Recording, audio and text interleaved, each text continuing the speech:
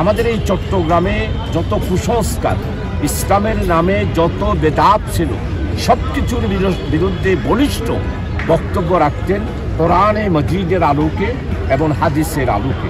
আলহামদুলিল্লাহ 18 বছর বন্ধ ছিল।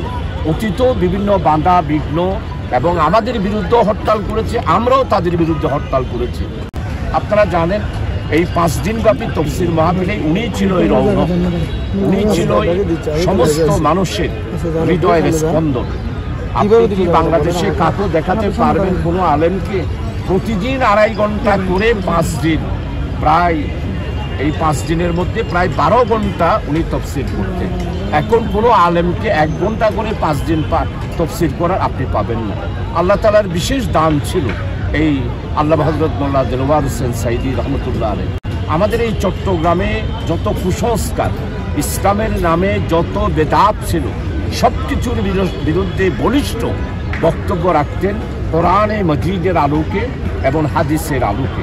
আলহামদুলিল্লাহ 18 বছর বন্ধ ছিল। অতীত বিভিন্ন বাধা বিঘ্ন এবং আমাদের বিরুদ্ধে হরতাল করেছে, আমরাও তাদের বিরুদ্ধে হরতাল করেছি। আপনারা জানেন জহুর হকার মার্কেটে আমরা যখন মিছিল করে গেলাম তফসির মাহফিলের পক্ষে, এই মিছিলও আক্রমণ করেছিল তৎকালীন একজন রাজনৈতিক নেতা এবং বামপন্থীরা। এমনকি বর্তমান যারা বামপন্থী রাজনীতি করেন অনেকেই বুড়া হয়ে গেছেন, ওনারা মনে করেছিল বাধা দেবে তফসির মাহফিল থেকে, আমরা এটা বন্ধ করে দেব, বাংলাদেশে আর কোনো তফসির হবে না। আলহামদুলিল্লাহ তারা বাধা দিয়েছে, বাধা দিলে বাঁধবে লড়াই, সেই লড়াইয়ে জিততে হবে। আলহামদুলিল্লাহ আমরা জিতেছি।